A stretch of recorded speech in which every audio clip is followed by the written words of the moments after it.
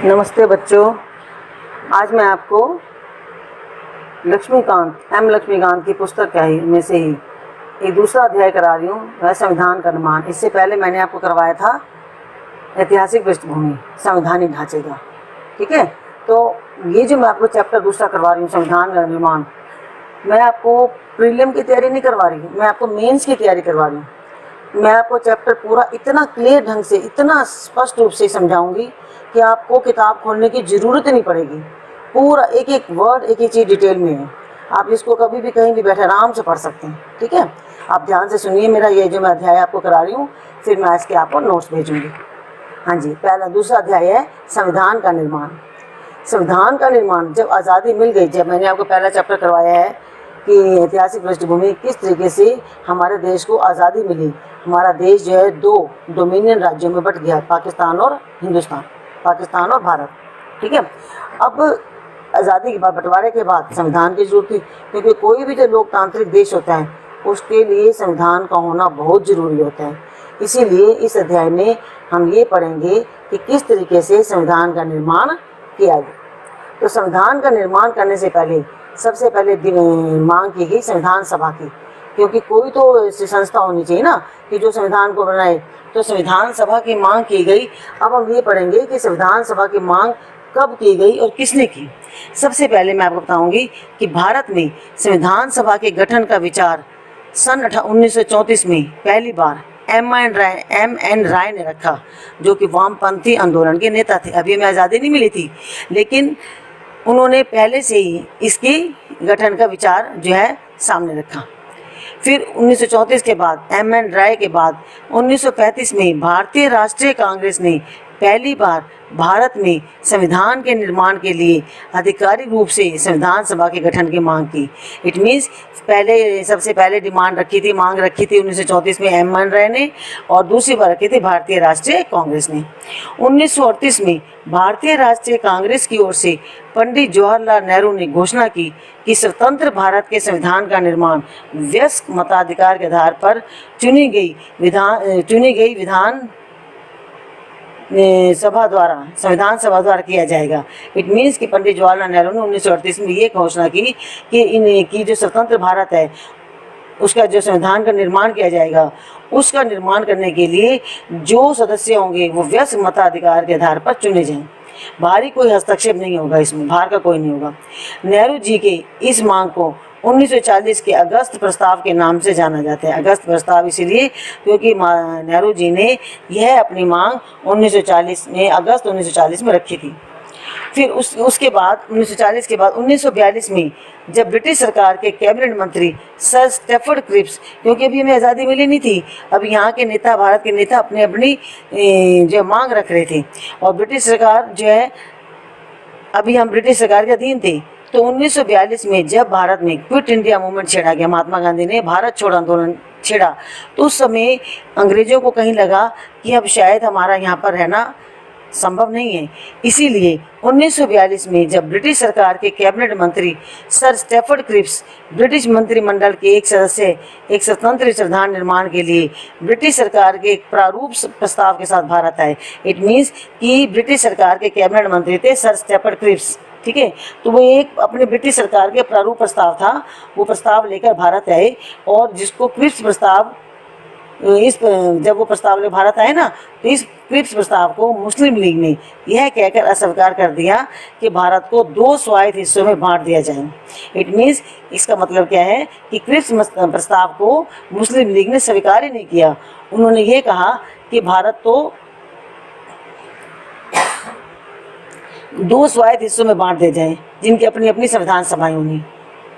अंत में उनके मतलब क्रिप्स प्रस्ताव को मुस्लिम लीग ने स्वीकार नहीं किया। फिर बाद में लास्ट में अंत में कौन आए, भारत के कैबिनेट के मिशन को भेजा गया। इस मिशन ने 2 संविधान सभाओं की मांग को ठुकरा दिया। इस मिशन ने 2 संविधान सभाओं की मांग को ठुकरा दिया। क्योंकि उससे पहले क्रिप्स प्रस्ताव आया था, तो मुसलमानों ने ऐसे क्या कर स्वीकार कर दिया कि भारत को तो 2 स्वायत्त हिस्सों में बांट दिया जाए और अपना अपना संविधान हो। लेकिन जब कैबिनेट मिशन आया, उसने 2 संविधान सभाओं की मांग को ठुकरा दिया। लेकिन उसने ऐसी संविधान सभा के निर्माण की योजना सामने रखी जिसने मुस्लिम लीग को काफ़ी हद तक संतुष्ट कर दिया। इसका मतलब यह है कि क्रिप्स के प्रस्ताव को अस्वीकार कर दिया। जब कैबिनेट मिशन आया, मंत्रिमंडल आया, तो उन्होंने भी इस मांग को अस्वीकार कर दिया, ठुकरा दिया। लेकिन बाद में संविधान सभा के निर्माण की योजना जब सामने रखी कैबिनेट मिशन ने, तो मुस्लिम लीग को थोड़ी सी राहत मिली काफ़ी हद तक। ठीक है, अब मैं ये बताऊंगी आपको, पहले ये बताया मैंने आपको किस प्रकार से मांग रखेगी। अब है संविधान सभा का गठन। संविधान सभा का गठन कैसे किया? देखो, हम किसी चीज़ का निर्माण करते हैं, सबसे पहले तो उसकी मांग रखी जाती है कि किसने वाकई अगर हमें किसी चीज़ की ज़रूरत होती है, तो पहले हम उसकी मांग रखते हैं कि ये हमारे को ज़रूरत है इस चीज़ की। तो संविधान सभा की मांग रखी गई, उस मांग को स्वीकार कर दिया गया कि हाँ, स्वतंत्र भारत के लिए अब भारत को आज़ाद कर दिया जाएगा, तो स्वतंत्र भारत के लिए संविधान का होना अनिवार्य है। इसीलिए सबने मांग रखी। अब मांग जब मान ली गई, तो संविधान सभा का गठन की तैयारियां शुरू हो गई। अब देखिए, आप समझो ध्यान से कि संविधान सभा का गठन कैसे किया गया। कैबिनेट मिशन योजना द्वारा सुझाए गए प्रस्तावों के तहत, मैंने भी बताया ना कि कैबिनेट मिशन योजना आई, पहले तो उसने प्रस्ताव को ठुकरा दिया, लेकिन उसने बाद में कुछ प्रस्ताव ऐसे पेश किए जिससे कि मुस्लिम लीग को थोड़ी राहत मिली थी। तो क्या है कि कैबिनेट मिशन योजना द्वारा सुझाए गए प्रस्तावों के तहत नवंबर 1946 में संविधान सभा का गठन किया गया। इट मीन्स कि कैबिनेट मिशन ने जो सुझाव सुझाए थे, उन सुझावों के तहत 1940 में संविधान सभा का गठन किया गया। अभी संविधान नहीं बनाया, पहले सभा का गठन होगा तभी संविधान बनाया जाएगा ना। तो संविधान सभा में इसमें सदस्यों का निर्वाचन किया गया, तो संविधान सभा का गठन किया गया। अब मैं ये बताऊंगी संविधान सभा के जो गठन किया गया, इसकी क्या खास बात थी, विशेषताएं क्या थी इसकी, कि संविधान सभा की कुल सदस्य संख्या 389 थी, 389 थी, जिनमें से 296 सीटें ब्रिटिश भारत, ठीक है, 296 सीटें ब्रिटिश भारत का मतलब क्या होता है कि अभी तक भारत से अंग्रेज लोग गए नहीं थे। तो जब तक हम आज़ाद गुलाम थे अंग्रेज़ों के, तो भारत को ब्रिटिश भारत कहा जाता था। ठीक है, तो 296 सीटें तो ब्रिटिश भारत की और 93 सीटें देसी रियासतों की। देसी रियासतें मीन्स ये वो रियासतें थी जिन्होंने हमेशा अंग्रेज़ों का साथ दिया था। 296 सीटों में से 292 सदस्यों का चयन 11 गवर्नरों के प्रांतों जैसे मद्रास, बॉम्बे, संयुक्त प्रांत, बिहार, मध्य प्रांत, उड़ीसा, पंजाब, उत्तर पश्चिमी सीमा प्रांत, सिंध इत्यादि वगैरह, और 4 का चुनाव मुख्य आयुक्तों के प्रांतों जैसे दिल्ली, अजमेर, मोरवाड़ा, कुर्ग, ब्रिटिश बलूचिस्तान से किया जाना था। हर प्रांत में देशी रियासतों को उनकी जनसंख्या के अनुपात में सीटें आवंटित की गई थी। देखो, जब भी इलेक्शन होते हैं ना, जब भी चुनाव होते हैं, तो हमेशा जो सीट्स होती हैं जनसंख्या के आधार पर होती है। जिस राज्य की जितनी ज़्यादा जनसंख्या होगी, उस राज्य की जनसंख्या के हिसाब से सीटें आवंटित की जाती हैं। ऐसे ही उस समय किया गया कि हर प्रांत में देशी रियासतों को उनकी जनसंख्या के अनुपात में सीटें आवंटित की जानी थी, अर्थात प्रत्येक 10 लाख लोग पर 1 सीट आवंटित की गई थी, बांटी गई थी। प्रत्येक ब्रिटिश भारत को आवंटित की गई सीटों का निर्धारण, अब देखो ब्रिटिश भारत यानी कि ब्रिटिश भारत में जितनी सीटें थी, जैसे मैंने आपको बताया अभी 296 सीटें थी, तो उसमें जितनी सीटें थी उस सीट में जो उम्मीदवार खड़े हुए थे, उसमें 3 प्रमुख समुदायों के बीच उनकी जनसंख्या के अनुपात में किया गया था। कैसे? मुस्लिम, सिख और सामान्य, ये सारे जातियों के लोग थे जिन्होंने चुनाव में भाग लिया था। एकल संक्रमणीय मत के माध्यम से समानुपातिक प्रतिनिधित्व तरीके से एक मतदान किया जाना था। एकल संक्रमण मत के माध्यम से मीन्स कि एक व्यक्ति जो है वो एक ही वोट दे सकता है। देशी रियासतों के प्रतिनिधियों का चुनाव रियासतों के प्रमुख द्वारा किया जाना था। जो देशी रियासतें थे ना, देशी रियासतें जो अंग्रेज़ों की यहाँ मिलाने वाले थे, उनके जो प्रतिनिधि थे, उनका चुनाव जो जिस रियासत के वो राजा होते थे उनके द्वारा किया जाता था। संविधान सभा के लिए चुनाव जुलाई 1946 में हुआ। इस चुनाव में भारतीय राष्ट्रीय कांग्रेस को 208 मुस्लिम, देखो मैंने कहा ना कि संविधान सभा बनानी थी, क्योंकि संविधान का निर्माण करना था। जब संविधान सभा के चुनाव किए गए जुलाई अगस्त में हुए थे 1946 में, तो इस चुनाव में भारतीय राष्ट्रीय कांग्रेस को 208 और मुस्लिम लीग को 73 सीटें और स्वतंत्र और छोटे राज्यों को 15 सीटें मिली। और जो देशी रियासतें थी उनको जो 93 सीटें आवंटित की गई थी, वो 93 सीटें भरी नहीं, उनकी सीटें ही खाली रह गई थी, क्योंकि उन्होंने खुद को संविधान सभा से अलग रखने का निर्णय कर लिया था, इसलिए वहाँ पर उम्मीदवार खड़े नहीं हुए। यद्यपि संविधान सभा का चुनाव भारत के वयस्क मताधिकारों द्वारा, अब देखो कुछ लोग इसकी आलोचना भी करते हैं कि संविधान तो स्वतंत्र देश के लिए बनाया गया, लेकिन संविधान सभा के जो सदस्य थे उनका चुनाव वयस्क मताधिकार के आधार पर नहीं हुआ। लेकिन ऐसा उस समय संभव नहीं था। क्यों? क्योंकि बेशक इसका चुनाव प्रत्यक्ष रूप से नहीं हुआ था, फिर भी इसमें प्रत्येक समुदाय, हिंदू, मुस्लिम, सिख, पारसी, आंग्ल भारतीय, भारतीय ईसाई, अनुसूचित जाति, जनजाति, सबके प्रतिनिधियों को यहाँ पर जगह मिली थी। इट मीन्स कि सभी ने इसमें भाग लिया था। अब संविधान तो बनाने के लिए तैयार हो गए सारे। अब मैं बताऊंगी क्या इन्होंने कार्य शुरू किए, इनकी कार्य प्रणाली क्या थी, संविधान सभा की क्या कार्य प्रणाली थी। संविधान सभा की पहली बैठक 9 दिसंबर 1946 को हुई थी, लेकिन मुस्लिम लीग ने बैठक का बहिष्कार करके, जब इनकी संविधान सभा की पहली बैठक हुई ना 1946 में, तो अभी हमें आज़ादी नहीं मिली थी, जब पहली बैठक हुई तो उस समय मुसलमानों की एक वो थी, दल था, मुस्लिम लीग पार्टी थी, मुस्लिम लीग, उन्होंने इस बैठक का बहिष्कार किया और उन्होंने उसी पहली बैठक में ही पाकिस्तान की मांग पर बल दिया था। किसने? मुसलमानों ने पाकिस्तान की मांग पर बल दिया था। ठीक है। और अलग पाकिस्तान, और इसीलिए बैठक में केवल 211 सदस्यों ने हिस्सा लिया था। डॉक्टर सच्चिदानंद सिन्हा को सभा का अस्थायी अध्यक्ष उस समय बना दिया गया था। बाद में इनके जो अध्यक्ष बने, निर्वाचित हुए थे, वो थे राजेंद्र प्रसाद। इट मीन्स बाद में डॉक्टर राजेंद्र प्रसाद संविधान सभा के अध्यक्ष निर्वाचित हुए थे। अब इन्होंने इस तरीके से कार्यप्रणाली शुरू कर दी। अब जब ये इनका काम शुरू हुआ तो हम ये बताएंगे इनके उद्देश्य क्या थे, क्या उद्देश्य प्रस्ताव था। 13 दिसंबर 1946 को पंडित नेहरू ने सभा में ऐतिहासिक उद्देश्य प्रस्ताव पेश किया। इसमें संवैधानिक संरचना के ढांचे व दर्शन की झलक है कि जब इन्होंने ये प्रस्ताव पेश किया ना, तो उसमें ये कहा गया कि किस तरीके से हम संविधान का की संरचना करेंगे। अब उन्होंने इस संविधान में यह भी कहा, पंडित जवाहरलाल नेहरू ने, कि यह संविधान सभा भारत को एक स्वतंत्र संप्रभु गणराज्य घोषित करती है। जो संविधान सभा है ये भारत को एक स्वतंत्र और संप्रभु गणराज्य घोषित करती है। अपने भविष्य के प्रशासन को चलाने के लिए एक संविधान के निर्माण की घोषणा करती है।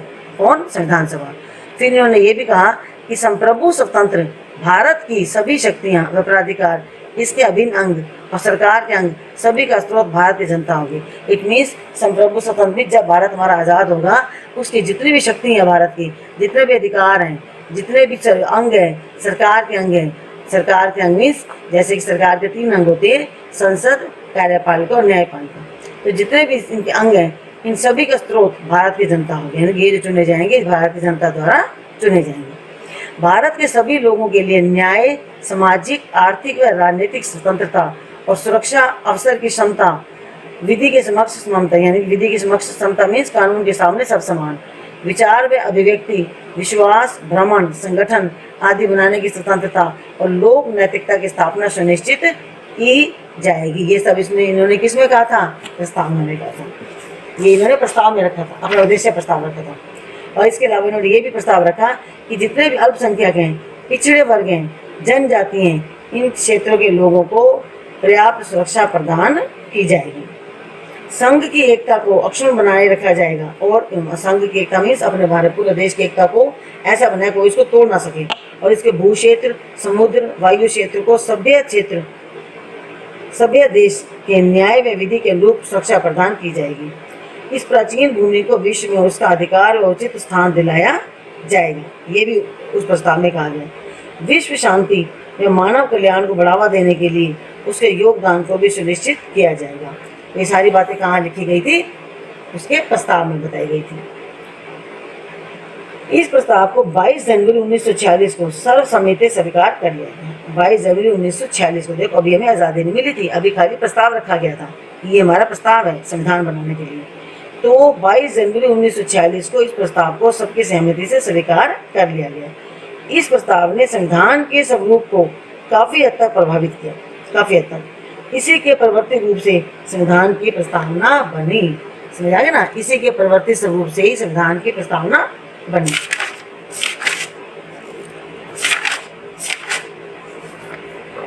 अब मैं आपको बताऊंगी कि स्वतंत्रता अधिनियम द्वारा परिवर्तन, स्वतंत्रता अधिनियम द्वारा परिवर्तन। अब अंग्रेजों ने भारतीयों को आज़ाद करना था, स्वतंत्रता दिलानी थी। अब जब तक कोई नियम नहीं बनता, कानून नहीं बनता, तब तक वो चीज़ लागू नहीं होती। अब उन्होंने क्या अपनाया, स्वतंत्रता अधिनियम बनाया। और उसके बाद देखिए आप सुनो क्या क्या परिवर्तन है। संविधान सभा से खुद को अलग रखने वाली देशी रियासतों के प्रतिनिधि धीरे धीरे इसमें शामिल होने लगे। अभी तो मैंने आपको बताया था ना, जब चुनाव हो रहे थे तो देशी रियासतों ने अपने आप इसे अलग कर दिया था, उनकी सीटें भी पूरी नहीं हुई थी। लेकिन अब उनको लग रहा था कि अब आज़ादी मिलने वाली, अंग्रेज चले जाएंगे। अभी तक तो अंग्रेजों की हाँ में हाँ मिलाने वाले थे। अब उनको लग रहा था कि अब हम क्या करेंगे।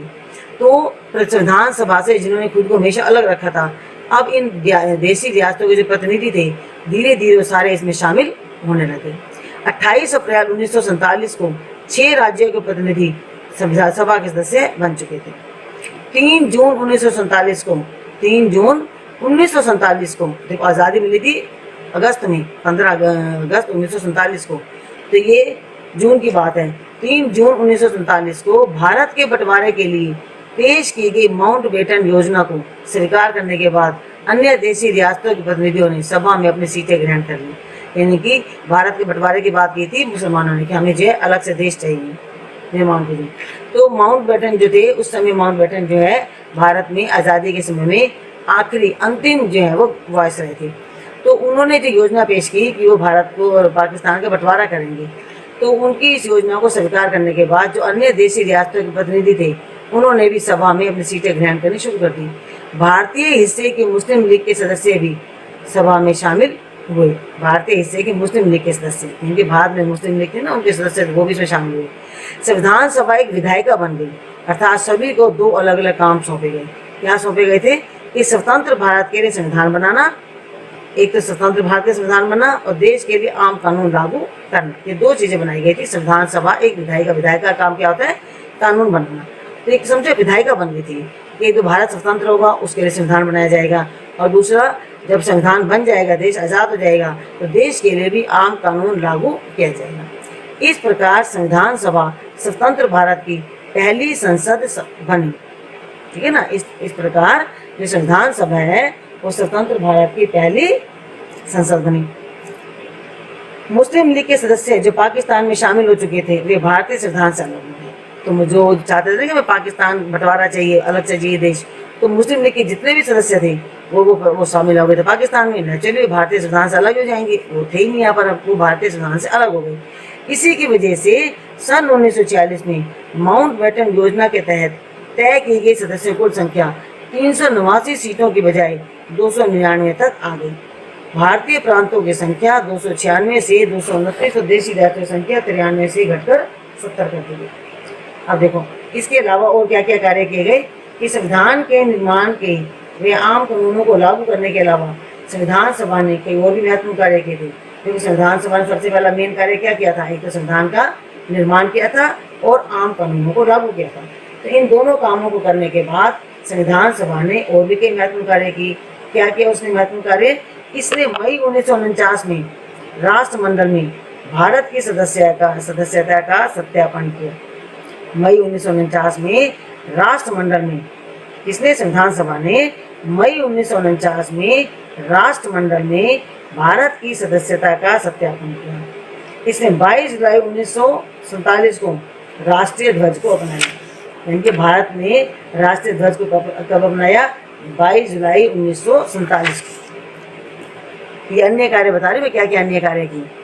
इसने 24 जनवरी 1950 को, देखो ये बहुत महत्वपूर्ण विषय बता रही मैं आपको, अन्य कार्य के संविधान सभा ने और क्या क्या कार्य की। एक तो 22 जुलाई 1947 को राष्ट्रीय ध्वज को अपनाया था। 1949 में राष्ट्रमंडल में भारत की सदस्यता का सत्यापन किया गया था कि क्या वो भारत के राष्ट्रमंडल सदस्य है।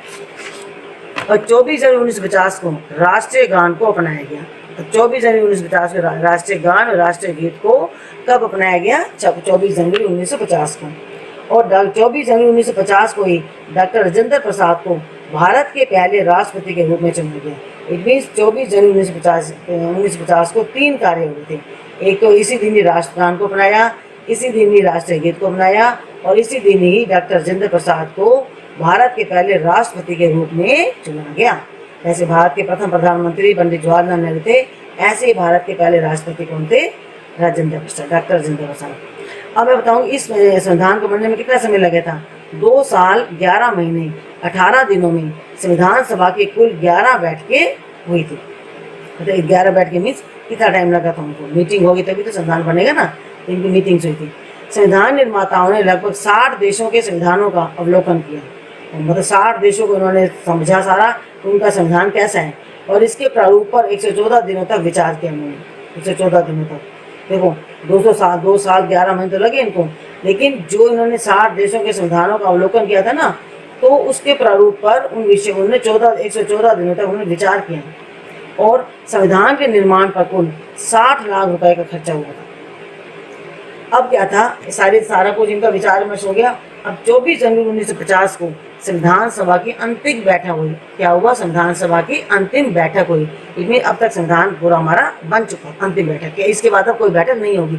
जो भी कमी पेशी उस बैठक उन्होंने ठीक कर ली थी। 26 जनवरी 1950 से संविधान सभा ने 1951-52 में हुए आम चुनावों के बाद बनने वाली नई संसद के निर्माण भारत के अंतरिम संसद के रूप में काम किया। इट मीन्स कि 26 जनवरी 1950 को हमारा संविधान लागू हो गया। संविधान लागू होने के बाद अब संविधान सभा ने क्या किया? हमारे देश में चुनाव शुरू हो गए 1951 में। तो 1951 से लेकर 52 तक चले गए। तो उस समय आम चुनावों के बाद जो बनने वाली नई संसद का निर्माण था, वो भारत के अंतरिम संसद के रूप में उसने काम किया संविधान सभा ने। अब संविधान सभा की समितियाँ क्या थी? संविधान सभा समितियाँ कौन कौन सी समितियाँ थी जिनकी वजह से संविधान बना था? संविधान सभा ने संविधान के निर्माण से संबंधित विभिन्न कार्यों करने के लिए कई समितियों का गठन किया। देखो, संविधान बनाना कोई आसान कार्य नहीं है। संविधान को बनाया था संविधान सभा ने, लेकिन संविधान सभा में वो कौन सी ऐसी संस्थाएं थी, कौन सी समितियां थी जिन्होंने संविधान का निर्माण में महत्वपूर्ण योगदान दिया था? तो संविधान सभा ने संविधान के निर्माण से संबंधित विभिन्न कार्यों को करने के लिए कई समितियों का गठन किया। इनमें से 8 बड़ी समितियां थी तथा बाकी छोटी छोटी थी, अन्य भी छोटी थी। अब इसमें सबसे बड़ी जो मुख्य समिति थी वो थी प्रारूप समिति। क्या है वो समिति? प्रारूप समिति। ठीक है, प्रारूप समिति ये बहुत महत्वपूर्ण समिति है। ये संविधान सभा की सभी समितियों में सबसे ज्यादा महत्वपूर्ण थी प्रारूप समिति। इसका गठन 29 अगस्त 1947 को हुआ। ठीक है, 29 अगस्त 1947 को आज़ादी मिल गई थी, लेकिन अभी हमारा संविधान बना नहीं था। तो संविधान बनाने के लिए एक समिति बनाई गई 29 अगस्त 1947 को। यह वह समिति थी जिसे नए संविधान का प्रारूप तैयार करने की जिम्मेदारी सौंपी गई थी। कौन सी समिति को? प्रारूप समिति। 29 अगस्त 1947 को इसका गठन हुआ था, और नए संविधान का प्रारूप तैयार करने की जिम्मेदारी, प्रारूपिक प्रोसेस का ढांचा तैयार करने की जिम्मेदारी इसको सौंपी गई, इसीलिए इसको प्रारूप समिति कहती हैं। और इस समिति में 7 सदस्य थे। विभिन्न समितियों के प्रस्तावों पर विचार करने के बाद प्रारूप समिति ने भारत के संविधान का पहला प्रारूप तैयार किया। देखो, जो प्रारूप समिति थी, सबसे पहले अलग अलग समितियों के प्रस्तावों पर विचार किया। उसके बाद भारत के संविधान का पहला उन्होंने पूरा ढांचा, स्ट्रक्चर तैयार किया, प्रारूप तैयार किया। इस प्रारूप को फरवरी 1948 में प्रकाशित किया गया। फरवरी 1948, देखो 29 अगस्त 1947 को इसका गठन किया गया था। उसके बाद इस जो उन्होंने अपना प्रारूप तैयार किया था इस प्रारूप समिति ने, उसको फरवरी 1948 में प्रकाशित भी कर दिया गया। भारत के लोगों को इस प्रारूप पर चर्चा करने का, संशोधनों का प्रस्ताव देने के लिए 8 महीने का समय दिया गया। भाई, भारत लोग ये कहा गया कि इस प्रारूप पर जो चर्चा कर सकते हो, उनको 8 महीने का समय दिया गया कि इसको विचार विमर्श कर सकते हैं। लोगों की शिकायतें, आलोचनाओं और सुझावों के परिप्रेक्ष्य में प्रारूप समिति ने दूसरा प्रारूप तैयार किया। जब उनको 8 महीने समय दिया गया इसे विचार करने के लिए, तो कुछ लोगों ने शिकायतें भी की, आलोचनाएं भी की, सुझाव भी दिए। इन सब के बाद प्रारूप समिति ने एक दूसरा प्रारूप तैयार किया, जिसे अक्टूबर 1948 में प्रकाशित किया गया। देखो, प्रारूप समिति ने पूरा विचार विमर्श करने के बाद जो प्रारूप बनाया था अपना, उसको उसने प्रकाशित किया था फरवरी 1948 में। ठीक है, और उसने 8 महीने का समय दिया था भारत के लोगों को इस प्रारूप पर चर्चा करने के लिए। जब सब लोगों ने इस प्रारूप को पढ़ा, तो लोगों ने कुछ शिकायतें की, आलोचनाएं की, कुछ सुझाव भी दिए। प्रारूप समिति ने उन सबको सुना, समझा, और उसने फिर उन सबको सामने रखकर दूसरा प्रारूप तैयार किया, और इसको प्रकाशित कब किया? अक्टूबर 1948 में प्रकाशित किया गया। प्रारूप समिति ने अपना प्रारूप तैयार करने में 6 माह से भी कम का समय लिया था। इस दौरान उसकी कुल 141 बैठकें, क्योंकि प्रारूप समिति बहुत महत्वपूर्ण समिति थी, इसी संविधान बनाने का सबसे महत्वपूर्ण काम इसी समिति ने किया था। इसीलिए इसको 6 माह से भी कम अपना प्रारूप तैयार किया था। 6 माह से भी कम का समय मिला इनको। और उस समय इनके उस दौरान जो इनकी बैठकें हुई थी वो हुई थी 141 बैठकें हुई थी। अब संविधान का प्रभाव नहीं आना, संविधान बन चुका था, अब कैसे संविधान प्रभाव में आया, कैसे लागू हुआ। डॉक्टर BR अम्बेडकर ने सभा में 4 नवंबर 1948 को संविधान का अंतिम प्रारूप पेश किया। 4 नवंबर 1948 को, देखो मैंने भी कहा था प्रारूप समिति ने अक्टूबर 1948 में अपना प्रारूप जो है वो तैयार किया और उसको प्रकाशित कर दिया। उसके बाद डॉक्टर BR अम्बेडकर ने सभा में, संविधान सभा में 4 नवंबर 1948 को संविधान का अंतिम प्रारूप पेश किया और इस बार संविधान पहली बार पढ़ा गया था। अंतिम प्रारूप जो है अक्टूबर में, ठीक है, पेश किया और उसको पहली बार पढ़ा भी गया ये प्रारूप क्या है। सभा ने इस पर 5 दिन अर्थात 9 नवंबर 1949 तक आम चर्चा हुई। 9 नवंबर 1949 तक आम चर्चा हुई थी। संविधान पर दूसरी बार 15 नवंबर 1948 से विचार होना शुरू हुआ और 17 अक्टूबर 1949 तक चला। इस अवधि में कम से कम 7,653 संशोधन प्रस्ताव हुए और वास्तव में 2473 पर इस सभा में चर्चा हुई। प्रस्ताव तो बतेरे आते हैं लेकिन चर्चा सब पर नहीं हो पाती। ये महत्वपूर्ण विषय तो उन्हीं के पर चर्चा हुई थी। संविधान पर तीसरी बार 14 नवंबर 1949 से विचार होना शुरू हुआ। डॉक्टर BR अम्बेडकर ने the constitutional as settled by the assembly be passed प्रस्ताव पेश किया। संविधान के प्रारूप पर पेश इस प्रस्ताव को 26 नवंबर 1949 को पारित घोषित कर दिया गया। जो संविधान का जो प्रारूप तैयार किया था, जो लोगों ने इसके अपने विचार विमर्श किए थे, 26 नवंबर 1949 को इसको पारित घोषित कर दिया और इस पर अध्यक्ष और सदस्यों ने अपने हस्ताक्षर भी कर दी। सभा में कुल 299 सदस्यों में से उस दिन केवल 284 सदस्य उपस्थित थे जिन्होंने संविधान पर हस्ताक्षर किए थे। अब वह संविधान की प्रस्तावना में 26 नवंबर 1949 का उल्लेख उस दिन के रूप में किया गया। 26 नवंबर 1949 का उल्लेख उस दिन के रूप में किया गया जिस दिन भारत के लोगों ने सभा में संविधान को अपनाया था, लागू किया था, स्वयं को संविधान सौंपा था। कब? 26 जनवरी 1949 को। लागू कंप्लीट हो गया था ना, तो लोगों ने इसको एक्सेप्ट कर लिया, स्वीकार कर लिया था। 26 नवंबर 1949 को अपनाए गए संविधान में प्रस्तावना, अब देखो ध्यान से सुनना, जो मैं बता रही हूँ आपको कि 26 नवंबर 1949 को हमारा संविधान कंप्लीट हो गया था, पूरा हो गया था और इसको अपना लिया गया था भारत में। इसको अपनाए गए संविधान में 26 नवंबर 1949 को जो संविधान अपनाया गया, इस संविधान में क्या क्या था? प्रस्तावना, 295 अनुच्छेद और 8 अनुसूचियाँ थी। प्रस्तावना को पूरे संविधान को लागू करने के बाद लागू किया गया, यानी कि जो प्रस्तावना थी वो जब हमारा देश संविधान लागू हो गया, लागू होने के बाद प्रस्तावना को लागू किया गया। नए विधि मंत्री डॉक्टर BR अम्बेडकर ने सभा में संविधान के प्रारूप को रखा। उन्होंने सभा के कार्यकलापों में बढ़ चढ़कर हिस्सा भी लिया। उन्हें अपनी तर्क संगत और प्रभावशाली दलीलों के लिए भी जाना जाता है। डॉक्टर BR अम्बेडकर को, डॉक्टर BR अम्बेडकर को भारत के संविधान के पिता के रूप में पहचाना जाता है। इसके साथ साथ डॉक्टर BR अम्बेडकर को महान लेखक, संविधान विशेषज्ञ, अनुसूचित जातियों के निर्विवाद नेता व भारत के संविधान के प्रमुख शिल्पकार को आधुनिक मनु की संज्ञा भी इनको दी गई। ठीक है, अब इसका एक और टॉपिक है, ये विषय संविधान का प्रवर्तन। 26 नवंबर 1949 को नागरिकता, चुनाव, संसद, अस्थायी व परिवर्तनशील नियम व छोटे शीर्षकों से जुड़े कुछ प्रावधान व अनुच्छेद स्वयं ही लागू हो गए थे अपने आप ही। 26 नवंबर 1949 को संविधान के शेष प्रावधान 26 जनवरी 1950 को लागू हुए। इस दिन को संविधान के शुरुआत के दिन के रूप में भी देखा जाता है, क्योंकि इस दिन हमारा संविधान लागू हुआ था, इसलिए इसको संविधान के शुरुआत के दिन के रूप में भी देखा जाता है। इसके साथ साथ 26 जनवरी 1950 को गणतंत्र दिवस के रूप में भी मनाया जाता है। इस दिन को संविधान की शुरुआत के रूप में इसलिए चुना गया क्योंकि इसका अपना एक ऐतिहासिक महत्व है। 26 जनवरी 1950 को ये संविधान की शुरुआत के रूप में इसलिए चुना गया क्योंकि इसका अपना एक ऐतिहासिक महत्व है। इसी दिन ही 1930 में भारतीय राष्ट्रीय कांग्रेस के लाहौर अधिवेशन दिसंबर 1929 में पारित किए गए संकल्प के आधार पर पूर्ण स्वराज्य दिवस मनाया गया था 1929 को। संविधान की शुरुआत के साथ ही भारतीय स्वतंत्रता अधिनियम, अब देखो जब संविधान की शुरुआत होगी 26 जनवरी 1950, तो अभी तक तो अंग्रेज लोग हमारा अंतरिम सरकार चला रखी थी उन्होंने, लेकिन जब हमारे अपने देश का संविधान बन गया ना, उस समय एक अधिनियम बना दिया गया, जिसको कहते हैं स्वतंत्रता अधिनियम। भारतीय शासन अधिनियम 1935 को समाप्त कर दिया गया। इससे पहले भारतीय शासन अधिनियम था 1935, उसको समाप्त करके जैसे ही संविधान शुरू हुआ उसके साथ ही भारतीय स्वतंत्रता अधिनियम 1947 को लागू कर दिया गया। Abolition of Privi council jurisdiction act भी 1949 में लागू रहा, ये भी लागू रहा abolition. Privi council jurisdiction act 1949 तक लागू रहा।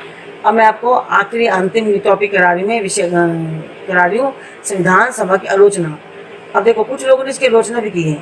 इस आलोचना में क्या कहा गया कि यह प्रतिनिधि निकाय नहीं थी। प्रतिनिधि निकाय मीन्स कि कुछ आलोचकों ने यह दलील दी कि संविधान सभा प्रतिनिधि सभा नहीं थी, यानी कि लोगों द्वारा चुनी हुई नहीं थी, क्योंकि इसके सदस्यों का चुनाव भारत के लोगों द्वारा वयस्क मताधिकार के आधार पर नहीं हुआ था।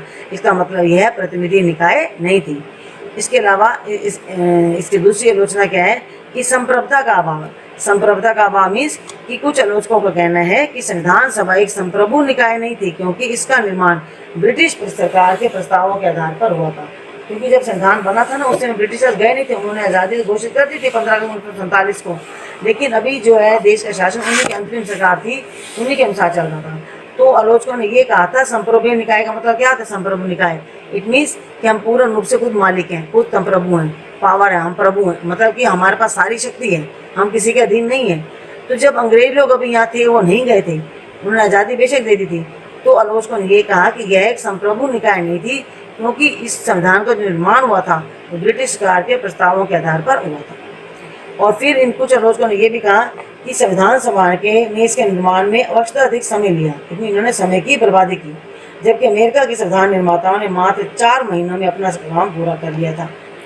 इसके साथ ही कुछ आलोचकों ने यह भी कहा कि ये संविधान है, इसमें संविधान सभा में कांग्रेसियों का प्रभुत्व था। कांग्रेसियों का प्रभुत्व मीन्स कि कांग्रेस के लोग सारे जाते थे, और कोई पार्टी थी भी नहीं उस समय।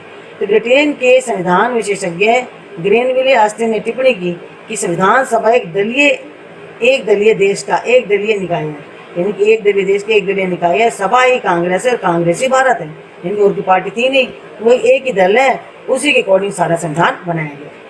इसके अलावा कुछ आलोचकों ने यह भी कहा है कि जो भारत का संविधान है उसमें वकीलों और राजनीतिज्ञों का प्रभुत्व है। इट मीन्स कि आलोचकों ने यह कहा है कि वकीलों और राजनीतिज्ञों के अलावा अन्य लोगों को प्रतिनिधित्व नहीं मिला, यानी कि इस संविधान में या तो वकील आए सारे या पॉलिटिशियन यानी कि राजनीतिज्ञ हैं, बाकी आम लोगों को इसमें कोई भी प्रतिनिधित्व नहीं मिला।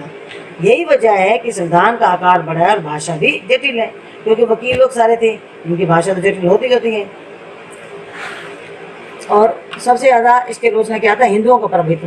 कुछ आलोचकों के अनुसार ये भी है कि संविधान सभा में हिंदुओं का वर्चस्व था। विंस्टन चर्चिल ने टिप्पणी की कि संविधान सभा ने भारत के केवल एक बड़े समुदाय का प्रतिनिधित्व किया है, वो है हिंदू। हिंदू उस समय थे, हिंदू मुसलमान तो अपना पाकिस्तान चले गए थे, उनकी संख्या अगर थोड़े बहुत रह भी गए थे तो उनकी संख्या बहुत कम थी, अल्पसंख्यक थे। तो बहुसंख्यक कौन थे, हिंदू थे, तो हिंदुओं का प्रभुत्व था। ये तो इस संविधान सभा की आलोचना कुछ लोगों ने इसकी आलोचना की थी। अब इसके अलावा इसके मुख्य तथ्य कुछ तथ्य भी मैं आपको बता रही हूँ कि हमारे संविधान के क्या तथ्य थे। संविधान सभा द्वारा हाथी को प्रतीक यानी कि मोहर के रूप में भी अपनाया गया। सर बी एन राव को संविधान सभा के लिए संवैधानिक सलाहकार, कानूनी सलाहकार के रूप में भी नियुक्त किया गया। HVR अयंगर को संविधान सभा का सचिव नियुक्त किया गया। HN मुखर्जी को संविधान सभा का मुख्य प्रारूपकार चीफ ड्राफ्टमैन नियुक्त किया गया। प्रेम बिहारी नारायण रायजादा भारतीय संविधान के प्रमुख सुलेखक थे। अब देखो बेटा, मैंने जो ये आपको अध्याय करवाया है, ये अध्याय है संविधान सभा की मांग। थोड़ा सा विषय डिटेल में है, लेकिन ये मैं आपको नोट भेजूंगी, आप खुद भी पढ़ना, आपको थोड़ा सा ना सही मतलब अच्छे से क्लियर हो जाएगा। क्योंकि ये पूरा ना मैंने बुक में से एक एक चीज़ अच्छे से पढ़ के सारे लिखी है, जो अच्छे मेन मुख्य विषय हैं, ताकि आपको किताब खोलने की जरूरत ना पड़े। आपको ये नोट्स पढ़ के सारा के सारा टॉपिक क्लियर हो जाएगा। इससे आपकी प्रीलिम की तैयारी हो जाएगी, मेंस की हो जाएगी, आपको दिक्कत बिल्कुल भी कहीं कोई परेशानी नहीं होगी। आप थोड़ा ध्यान से पढ़ो, इसको समझो, ठीक है। इसके बाद मैं आपको तीसरा अध्याय करवाऊंगी, उसकी वीडियो भेजूंगी और फिर इस चैप्टर को समझाऊंगी, ठीक है बेटा।